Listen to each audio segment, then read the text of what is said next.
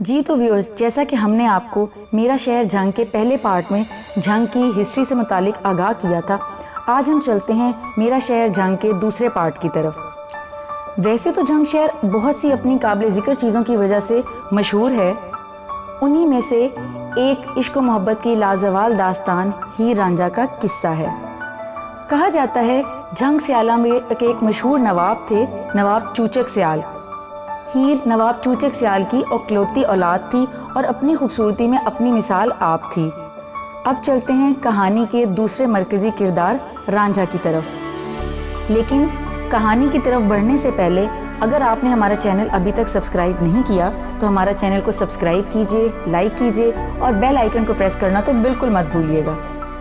رانجھا تخت ہزارہ کا رہنے والا ایک باسی تھا اور اپنے بھائیوں میں سب سے چھوٹا تھا، 8ویں نمبر پر تھا۔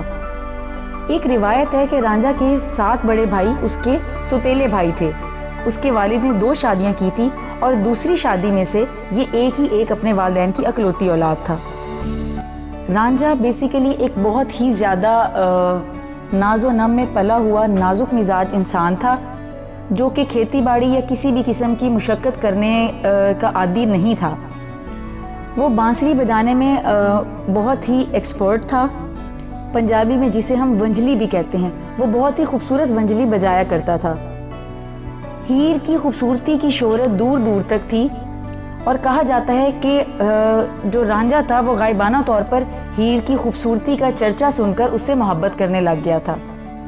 رانجھے کے والد کی وفات کے بعد اس کے بھائیوں نے اس کے ساتھ کافی برا سلوک کیا، اس کی بھابھیوں نے اس کو کھانا وغیرہ دینا بند کر دیا اور اس کو کافی زیادہ طنز و طعنے دینا شروع کر دیے، جس کی وجہ سے دل برداشتہ ہو کر رانجھا اپنا گھر بار چھوڑ کر تخت ہزارہ کا علاقہ چھوڑ کر گھر سے چل پڑا۔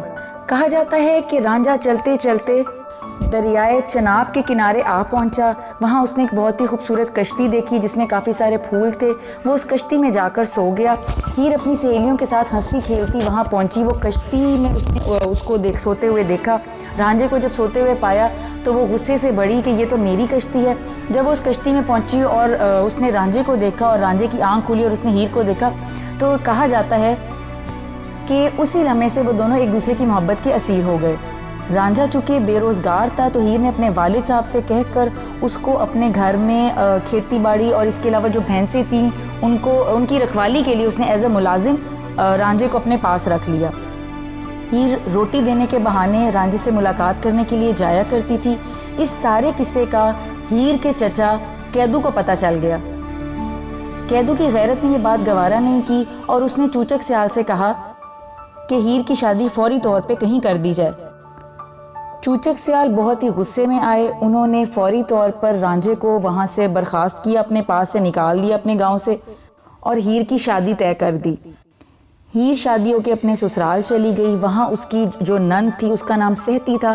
کہا جاتا ہے کہ سہتی اس کی بہت ہی اچھی سہیلی بن گئی اور سہتی نے اس کی بہت ہی مدد کی اور وہ جانتی تھی کہ ہیر میرے بھائی سے بلکہ محبت نہیں کرتی، وہ رانجھا نامی ایک شخص سے محبت کرتی ہے۔ سہتی کا بہت ہی ایک مرکزی کردار ہے ہیر اور رانجھا کو دوبارہ سے ملانے میں۔ اس نے ہیر اور رانجھا کو اپنے علاقے وہاں سے فرار کیا۔ اس کے بعد مختلف روایات میں ہیر اور رانجھے کے مختلف انجام ملتے ہیں۔ کوئی کہتا ہے کہ ہیر رانجھے کو لے کے واپس اپنے والد چوچک سیال کے پاس آئی اور چوچک سیال سے درخواست کی کہ ہماری شادی کر دی جائے۔ چوچک سیال بظاہری طور پر مان گیا تھا لیکن اس نے اپنے گھر کے اندر ہی ہیر کو زہر دے کر مار دیا اور اس کے بعد رانجھے کا بھی قتل کروا دیا تھا۔ کچھ روایات میں یہ ملتا ہے کہ سہتی کا جو بھائی جو کہ ہیر کا پہلا خاوند تھا وہ اپنے ساتھیوں کے ساتھ ان کا پیچھا کرتے ہوئے آیا اور اس نے ان دونوں کا قتل کر دیا۔ بعض روایات میں یہ بھی لکھا ہوا ہے کہ ہیر جب اپنے والد کے پاس آ گئی تھی اور والد چوچک سیال نے رانجھے سے کہا کہ جاؤ تم اپنے گھر سے باقاعدہ اس کی بارات لے کر آؤ، تو اس نے گھر میں ہیر کو زہر دے دیا تھا اور جب یہ خبر رانجھے تک پہنچی تو رانجھا یہ غم برداشت نہیں کر سکا اور وہ بھی اس دار فانی سے کوچ کر گیا۔ بہرحال طریقہ جو بھی ہو لیکن عشق و محبت کے یہ 2 عظیم پیکر رہتی دنیا تک لوگوں کو یاد رہیں گے۔